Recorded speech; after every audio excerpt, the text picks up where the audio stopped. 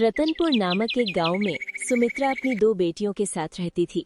बड़ी बेटी का नाम राधा और छोटी बेटी का नाम गीता था। पर सुमित्रा अपनी बड़ी बेटी राधा से बिल्कुल भी प्यार नहीं किया करती थी और घर का सारा काम उसी से करवाती थी। ये देखकर राधा काफी ज्यादा दुखी होती। आखिर मेरी माँ मेरे साथ ऐसा व्यवहार क्यों करती है, जबकि हम और गीता माँ के लिए बराबर हैं। एक दिन सुमित्रा बाजार जा रही थी और उसने गीता से कहा, चल बेटी, बाजार के लिए देर हो रही है। माँ, मुझे भी बाजार ले चलिए, मुझे अपने लिए कुछ सामान लाना है। मेरे पास इतने पैसे नहीं है, तू घर पर रहे और घर का सारा काम कर। माँ, मुझे कुछ सामान चाहिए था, आप हर बार ऐसे ही कह देती हैं। अरे कह दिया ना, मेरे पास पैसे नहीं, और वैसे भी जब पैसे आ जाएंगे तब दिला दूंगी, अभी तू घर पर ही रुक। ये देखकर राधा काफी ज्यादा दुखी होती। ये कहकर सुमित्रा गीता को लेकर चली गई, जिस पर राधा काफी दुखी हुई और उसने अपने आप से कहा, ऐसा लगता है जैसे ये मेरी सगी माँ ना हो, हमेशा मेरे साथ ऐसा व्यवहार करती हैं। ये कहकर राधा बहुत ज्यादा दुखी हुई। धीरे धीरे समय गुजर रहा था और एक रात अचानक से गांव में चोरी हो गई, जिससे गांव वाले काफी परेशान हुए। अगली सुबह सुमित्रा को जब ये बात पता लगी तो वो भी काफी परेशान हो गई। अरे, ये गांव में चोरियां कैसे होने लगी? अरे सुमित्रा बहन, तुम्हें पता लगा?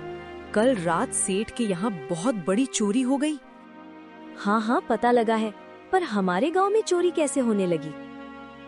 यही तो समझ में नहीं आ रहा, पर अब जल्द ही चोर को पकड़ने की तैयारी की जा रही है। सही भी रहेगा बहन, क्योंकि कल तो उसने सेठ के यहाँ चोरी की है। कहीं ऐसा ना हो वो हम जैसे गरीबों के यहाँ भी करने लगे। वहीं राधा ये सारी बातें सुन रही थी और उसने अपने मन में कहा, अरे, ये हमारे गांव में चोरियां कैसे होने लगी, जबकि हमारे गांव में तो आज से पहले कभी भी चोरी नहीं हुई। और एक शाम जब राधा अपने घर के बाहर बैठी हुई थी, तभी उसने एक आदमी को भागते हुए देखा, जिसे देखकर राधा थोड़ी हैरान हुई। अरे, ये आदमी कौन था और इस तरफ भाग क्यों रहा? तभी राधा को याद आया कि उसके गांव में चोरी हो रही थी और उसने कहा, अरे, कहीं ये चोर तो नहीं है? पर अभी तक कोई चोरी की खबर नहीं आई। जिस पर राधा ने कुछ नहीं कहा। अगली सुबह जब सुमित्रा उठी तो उसे पता लगा उसके यहाँ भी चोरी हो गई, जिससे सुमित्रा काफी ज्यादा दुखी हुई। हे भगवान, ये क्या हो गया? मेरे यहाँ चोरी कैसे हो गई? अब मैं क्या करूं? मैं तो बर्बाद हो गई। सुमित्रा काफी ज्यादा दुखी थी। उसे इस तरह दुखी देखकर राधा और गीता भी दुखी थे।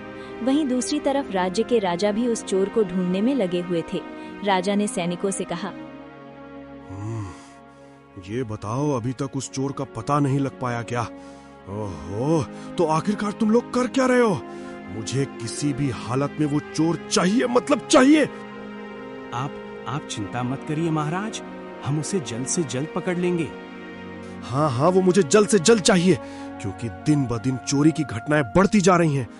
जो करना है जल्दी करो, लेकिन उसे पकड़ो। आखिरकार वो चोर आ कहां से गया? मुझे इसे जल्द से जल्द पकड़ना होगा। अब मुझे ही उस चोर को पकड़ना पड़ेगा। मैं अपनी माँ को इस तरह दुखी नहीं देख सकती।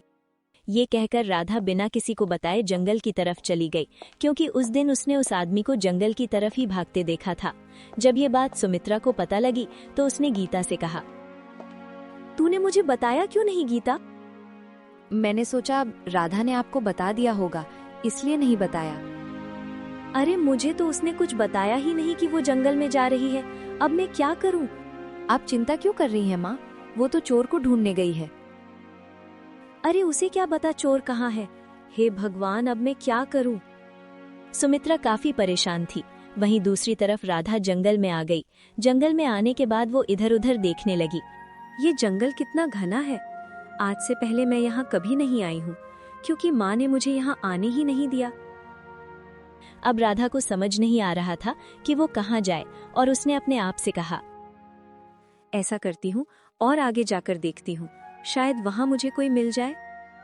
ये कहकर राधा जंगल में और अंदर चली गई, पर राधा को वहाँ कुछ नहीं मिला और वो वहाँ से लौटने लगी। तभी अचानक उसकी नजर उसी चोर पर गई जो एक गुफा की तरफ जा रहा था, जिसे देखकर उसने कहा, अरे, ये तो वही चोर है, मुझे इसका पीछा करना चाहिए। यही सोचकर राधा उस चोर का पीछा करने लगी। चोर एक गुफा में गया और कुछ देर गुफा में रहने के बाद वो वहां से चला गया। चोर के जाने के बाद राधा ने कहा, लगता है चोर यहीं अपना सारा सामान रखता है। मुझे इसी गुफा में जाना चाहिए। उसने अच्छी तरह से चारों तरफ देखा। चोर जा चुका था और फिर वो गुफा के अंदर आ गई तो वहां पर बहुत सारा चोरी किया हुआ सामान रखा था, जिसे देखकर उसने कहा, अरे सामान तो यहीं रखा है। इसका मतलब ये चोर यही सामान लाता है। मुझे इस बारे में महाराज को बताना चाहिए। ये कहकर वो गुफा से बाहर निकली।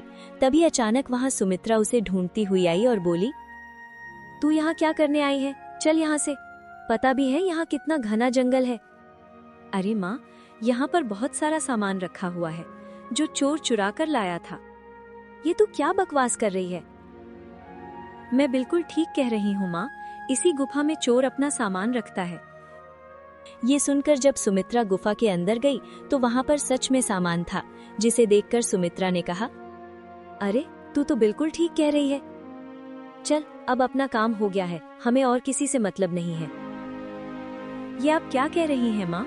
हमें ये बात राजा को बतानी चाहिए। राजा की बात सुनकर सुमित्रा काफी ज्यादा घबरा गई।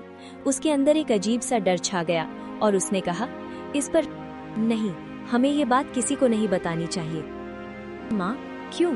आप मना क्यों कर रही हैं? अगर राजा को इस बारे में बता दिया जाएगा तो वो बहुत खुश होंगे और हमें इनाम देंगे। नहीं, मुझे इनाम नहीं चाहिए। अब चल घर। ये कहकर सुमित्रा राधा को घर ले आई। राधा काफी ज्यादा हैरान थी। वहीं गीता ने राधा को देखा तो कहा, अरे आप आ गई। आपको वो चोर मिल गया? हाँ हाँ, मुझे वो चोर मिल गया है, पर माँ मुझे राजा के पास नहीं जाने दे रही हैं। अगर मैं महाराज को चोर के बारे में बताऊंगी तो वो इनाम देंगे, पर माँ मना क्यों कर रही हैं? ये तो मुझे समझ में नहीं आ रहा है। गीता, क्या तुम मेरी मदद करोगी? पर मैं आपकी भला कैसे मदद कर सकती हूँ? इस पर राधा ने गीता को कुछ बताया, जिसे सुनकर गीता थोड़ी घबराई और बोली, पर अगर माँ को पता लग गया तो? आपको तो माँ का गुस्सा पता ही है। तुम परेशान मत हो, माँ को कुछ पता नहीं लगेगा।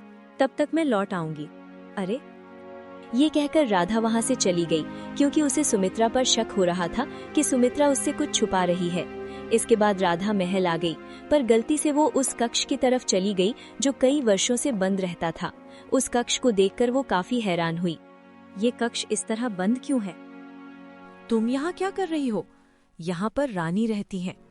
रानी रहती है? तो उनका कक्ष इस तरह बंद क्यों कर रखा है? क्योंकि उनकी मानसिक हालत खराब है। उनकी बेटी को जन्म के बाद चुरा लिया था, इसलिए उनकी मानसिक हालत खराब हो गई। वैसे तुम हमारे महल की नहीं लग रही हो। हाँ हाँ, मैं यहाँ गलती से आ गई। मुझे महाराज से मिलना है। इसके बाद राधा राजा के पास आई। राजा ने जब राधा को देखा तो कहा, तुम कौन हो और हमारे महल में ऐसे कैसे आ गई? महाराज, मैं आपको चोर के बारे में बताने आई हूँ। उस चोर का पता मुझे लग गया है। क्या? क्या तुमने चोर का पता लगा लिया है? अरे वाह, ये तो बहुत अच्छी बात है। हाँ हाँ, वो जंगल में एक गुफा में रहता है। बताओ, तुम्हें क्या चाहिए? बोलो। महाराज, मैं आपसे एक बात पूछना चाहती हूँ। महारानी की ऐसी हालत कैसे हो गई? तुम्हें महारानी के बारे में कैसे पता? हाँ महाराज, अभी आई हूँ, पर आने से पहले मैं महारानी के कक्ष की तरफ गलती से चली गई थी। मैंने सुना है उनकी मानसिक हालत खराब है, पर अगर महाराज मैं सही कर दूं तो? ये तुम क्या कह रही हो? तुम भला महारानी को कैसे ठीक कर पाओगी? एक मौका तो दीजिए महाराज, शायद मैं महारानी को ठीक कर दूंगी। अगर तुमने महारानी को ठीक कर दिया तो हम तुम्हें मुंह मांगा इनाम देंगे, क्योंकि आज तक उन्हें कोई भी ठीक नहीं कर पाया। मैंने हर वैद्य को दिखाया, लेकिन कोई परिणाम नहीं निकला। ये सुनकर राधा काफी ज्यादा खुश हुई और इसके बाद राजा ने राधा को रानी के कक्ष में भेज दिया। के अंदर काफी अंधेरा था, जहां महारानी बिस्तर पर लेटी हुई थी। उन्होंने देखा उनके कमरे में कोई आया है तो वो जोर जोर से चिल्लाने लगी, कौन है मेरे कमरे में? चली जाओ, वरना मुझसे बुरा कोई नहीं होगा। ये कहकर उन्होंने राधा को धक्का दिया, जिससे राधा थोड़ी दूर हो गई। इस पर राधा ने हार नहीं मानी और वो धीरे धीरे उनके पास गई और बोली, मैं हूँ महारानी, मैं आपकी नई दासी हूँ। आप इतनी अकेली क्यों हैं? चलिए, आप मेरे साथ चलिए, मैं आपको बाहर लेकर चलती हूँ। बाहर की दुनिया बहुत ही अच्छी है। जब उन्होंने राधा का चेहरा हल्की रोशनी में देखा तो उन्हें राधा से अजीब सा लगाव हुआ और वो उसके साथ कक्ष से बाहर आ गई, जिसे देखकर दास दासियां काफी ज्यादा हैरान हुई। जब ये बात राजा को पता लगी तो वो भी काफी ज्यादा हैरान हो गए और उन्होंने कहा, ये कैसे हो सकता है? महारानी इतने सालों बाद कक्ष से बाहर कैसे आ गई? क्या वो लड़की महारानी को कक्ष से बाहर ले आई? ये तो बड़े ही ताजुब की बात है। आज से पहले कभी भी महारानी ने किसी की बात नहीं मानी, फिर आखिरकार वो इस लड़की के साथ इतनी ज्यादा घुलमिल कैसे गई? वाह! ये कहकर राजा काफी ज्यादा हैरान हो रहे थे। वहीं राधा रानी का बहुत अच्छी तरह ध्यान रख रही थी। इस पर राधा ने रानी से कहा, आप इतनी अकेली क्यों हो गई? क्योंकि मेरी बेटी खो गई है। क्या तुम मेरी बेटी को वापस ला सकती हो? हाँ हाँ, क्यों नहीं, मैं आपकी बेटी को वापस लाऊंगी, पर आपको मेरी हर बात माननी पड़ेगी। हाँ हाँ, तुम जो कहोगी मैं वो करूंगी, बस मेरी बेटी को मेरे पास ले आओ। आप चिंता मत कीजिए, आपकी बेटी जल्द ही आपके पास आ जाएगी। वहीं राजा ये सब सुन रहे थे। उन्होंने राधा को अपने पास बुलाया और कहा, ये सब तुम क्या कह रही हो? तुम्हें पता भी है राजकुमारी को बचपन में ही किसी ने चुरा लिया था। तुम उन्हें कहां से लाकर दोगी? महाराज, अभी इन्हें ठीक करना है, इसलिए मुझे इनसे ये सब कहना पड़ रहा है। आप क्या चाहते नहीं महारानी ठीक हो? ठीक है, पर हम नहीं चाहते कि इससे मुसीबत और ज्यादा बढ़ जाए। बिल्कुल भी परेशान मत हो, महारानी बहुत जल्दी ठीक हो जाएंगी। वहीं दूसरी तरफ सुमित्रा बहुत ज्यादा परेशान थी, क्योंकि उसे पता था अब अगर वो इस गांव में रही तो बहुत बड़ी मुसीबत उसके पीछे आ जाएगी। और उसने अपनी बेटी गीता से कहा, बेटी, अब हमें ये गांव छोड़ना पड़ेगा। ये आप क्या कह रही हैं माँ? मैं भला गांव क्यों छोड़ूं? अगर दीदी आ गई तो? अरे वो नहीं आएगी, और अगर वो आ भी गई तो बाद में देखा जाएगा। अभी तू मेरे साथ चल। नहीं नहीं, मैं आपके साथ नहीं जाऊंगी। आप हमेशा ऐसे ही करती हैं। मुझे तो ये समझ में नहीं आता कि आखिर आप दीदी से इतनी नफरत क्यों करती हैं। ये तुझे बताना जरूरी नहीं है, बस इतना समझ ले कि वो तेरी बहन नहीं, समझी तू? अब चल यहाँ से। पर गीता ने जाने से मना कर दिया, जिस पर सुमित्रा ने कहा, सोच ले एक बार, अगर तुम मुसीबत में फंसी तो मुझसे मत कहना। नहीं नहीं, मैं किसी मुसीबत में नहीं फंसूंगी। वैसे भी मैंने कोई चोरी नहीं की। हाँ हाँ, मुझे पता है तूने कोई चोरी नहीं की है, पर मैं अपने बीते हुए कल की परछाई तुझ पर नहीं पड़ने देना चाहती, इसलिए कह रही हूँ मेरे साथ चल। इसका मतलब आपने कोई गलत काम किया था? क्या किया था आपने? बताइए मुझे माँ। मैंने कुछ भी नहीं किया, बस कह रही हूँ कि चल तू मेरे साथ।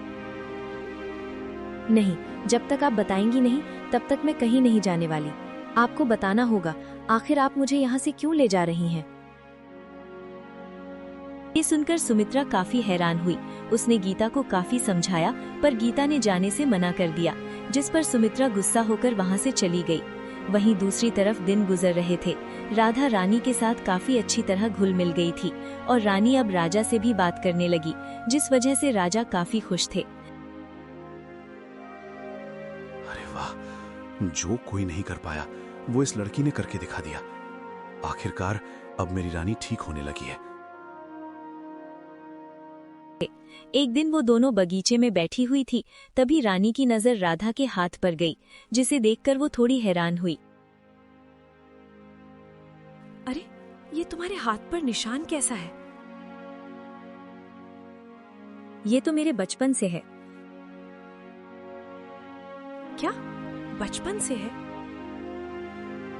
तभी रानी को याद आया उनकी बेटी के भी ऐसे ही निशान थे और उन्होंने कहा, तुम्हारी माँ कौन है और उनका नाम क्या है? मेरी माँ का नाम सुमित्रा है, वो इसी गांव में रहती है। सुमित्रा नाम सुनकर रानी को थोड़ा थोड़ा याद आने लगा और वो एकदम चिल्लाकर बोली, नहीं नहीं, मुझे कोई गलतफहमी नहीं हुई है। सुमित्रा नाम की दासी मेरी बेटी को लेकर भाग गई थी। तुम मेरी ही बेटी हो, तभी तो तुम्हारे हाथ पर वही निशान है जहां मेरी बेटी का था। रानी राजा के पास आई और उन्होंने सारी बात राजा को बताई। जब राजा को ये सब पता लगा तो उन्होंने कहा, वाह, ठीक है, अगर ऐसी बात है तो हम अभी राधा की माँ को बुलाते हैं। सुमित्रा जहां भी हो उसे ढूंढ कर लाया जाए, ये हमारा आदेश है। आप चिंता मत करिए महाराज, हम उसे जल्द से जल्द पकड़ लेंगे। जी महाराज, हम अभी जाते हैं। ये सुनकर सैनिक सुमित्रा के घर गए तो पता लगा सुमित्रा वहां से जा चुकी थी, जिस पर उन्होंने गीता को पकड़ लिया। तुम मुझे पकड़कर क्यों ले जा रहे हो? आखिर मेरी माँ ने क्या किया है? उन्होंने राजकुमारी को चुराया था, इसीलिए। क्या? राजकुमारी को चुराया? ये आप क्या कह रही हैं? मेरी माँ ने किसी को नहीं चुराया। नहीं, उन्होंने राजकुमारी को चुराया है। तुम्हारे घर पर जो रह रही थी वो राजकुमारी थी। ये सुनकर गीता काफी ज्यादा हैरान हुई। उसे तो सैनिक की बात पर यकीन ही नहीं हो रहा था और इसके बाद सैनिक गीता को महल ले आए। वहीं गीता को देखकर राधा ने कहा, ये तो सुमित्रा की बेटी है, आप इसे क्यों ले आए हो? सुमित्रा तो वहां नहीं थी, इसलिए हम इसे लेकर आ गए महाराज। आप इसे ही सजा दे दीजिए। नहीं महाराज, आप इसे सजा मत दीजिए, क्योंकि इसने मेरा बहुत साथ दिया है। ये मेरी छोटी बहन की तरह है। हाँ महाराज, गलती तो सुमित्रा ने ही की है, तो हम उसकी बेटी को सजा नहीं दे सकते हैं। हम उसकी तरह निर्दयी नहीं बन सकते हैं। सुमित्रा जहां भी हो उसे ढूंढ कर लाया जाए, ये हमारा आदेश है। जाओ। इसके बाद सैनिक सुमित्रा की तलाश में निकल गए। वो एक गांव से दूसरे गांव में सुमित्रा को ढूंढ रहे थे। वहीं रानी काफी ज्यादा खुश थी और उन्होंने राधा से कहा, आखिरकार तुम मुझे मिल ही गई। सही कहा था तुमने, तुम मेरी बेटी को ले आओगी, पर मुझे नहीं पता था तुम ही मेरी बेटी हो। राधा अभी भी थोड़ी परेशान थी, क्योंकि जब तक सुमित्रा नहीं मिलती तब तक सच का पता नहीं लग सकता। वहीं दूसरी तरफ सुमित्रा एक गांव से दूसरे गांव भाग रही थी। तभी अचानक उसे सैनिकों ने पकड़ लिया और कहा, अब तुम कहाँ जाओगी? अब तो तुम्हें हमारे साथ चलना ही पड़ेगा। अब तुम बहुत भागली हो, चलो चलो। और इसके बाद सैनिक सुमित्रा को पकड़कर महल ले आए। जब रानी ने सुमित्रा को देखा तो पहचान लिया और कहा, अरे यही तो वो है जो मेरी बेटी को चुरा कर ले गई थी। ये सुनकर राधा बहुत ज्यादा हैरान हो गई। उसे तो यकीन ही नहीं हो रहा था कि सुमित्रा ऐसा कर सकती है। इस पर राजा ने कहा, तुम्हारी हिम्मत कैसे हुई? तुम हमारी बेटी को चुरा कर क्यों ले गई? तुम्हें पता नहीं था जब ये राज खुलेगा तो तुम्हारा क्या हाल होगा, हैं? मुझे माफ कर दीजिए महाराज, मुझसे बहुत बड़ी भूल हो गई। नहीं, तुमसे भूल नहीं हुई। ये कोई छोटी मोटी बात नहीं है। तुमने ये सब कुछ जानबूझकर किया। अब तुम ये बताओ कि तुमने ये किसके कहने पर किया था, वरना हमसे बुरा कोई नहीं होगा। सुनकर सुमित्रा काफी ज्यादा घबरा गई, क्योंकि उसे पता था अगर उसने सच्चाई नहीं बताई तो राजा उसे मृत्यु दंड देंगे। बेटी, तुम तो मुझे बचा लो, मैंने तो तुम्हें माँ बनकर पाला है। ये सब आपके दुश्मन राज्य ने करने के लिए कहा था। उन्होंने इसके बदले मुझे बहुत सारे पैसे दिए थे। इसका मतलब तुमने पैसों की खातिर मेरी बेटी को मुझसे दूर रखा? मुझे तुमसे ऐसी उम्मीद नहीं थी। अगर तुम्हें पैसे ही चाहिए थे तो मुझसे मांग लेती, कम से कम मेरी बेटी को मुझसे इस तरह दूर तो नहीं रखती। रानी बिल्कुल ठीक कह रही हैं। तुम्हें पता भी है कि तुम्हारी इस हरकत की वजह से हमारी महारानी ने क्या क्या दुख सहा, और अब वही दुख तुम सहोगी। सैनिकों, इसे पकड़कर कारागार में डाल दो और इतना दुख पहुंचाओ कि इसे पता चल जाए कि एक बच्चे को उसकी माँ से दूर करने का क्या अंजाम होता है। ले जाओ इसे मेरी नजरों के सामने से। बाद सैनिक सुमित्रा को पकड़ कर ले गए। वहीं गीता ये सब देखकर काफी ज्यादा दुखी हो रही थी। इसकी बेटी को भी कारागार में डाल दो, क्योंकि इसकी बेटी भी अब वही दुख सहेगी जो हमारी बेटी ने सहा था। ले जाओ। गीता भले ही सुमित्रा की बेटी है, पर उसने मेरे साथ कभी भी बुरा व्यवहार नहीं किया। मैं चाहूंगी कि उसे उसके घर भेज दिया जाए। आज मुझे बहुत खुशी हो रही है कि तुम मुझे मिल गई। ये सब तो किस्मत का खेल होता है। अगर तुम्हें बचपन में मुझसे जुदा ना किया होता तो आज तुम हमारे साथ ही होती। पर कोई बात नहीं बेटी, अब मैं तुम्हें बहुत प्यार करूंगी। क्यों नहीं, आप अपनी राजकुमारी को बहुत प्यार करना, और अब हम अपनी राजकुमारी को अपने से कभी दूर नहीं होने देंगे, क्योंकि आज बहुत सालों के बाद हमें हमारी बेटी मिली है। अरे खुश तो हैं ही हम, और इसीलिए अब हम घोषणा करते हैं कि पूरे राज्य में 1 हफ्ते तक उत्सव होगा, जिससे सभी राज्य को पता चल जाएगा कि हमारी राजकुमारी हमारे पास वापस आ गई है। ये सुनकर राधा काफी ज्यादा खुश हुई, क्योंकि उसे ऐसा लग रहा था जैसे वो कोई सपना देख रही हो, क्योंकि अभी तक उसने जितना भी दुख सहा था वो भगवान ने सब दूर कर दिया और अब वो अपने माता पिता के साथ आराम से रह रही थी।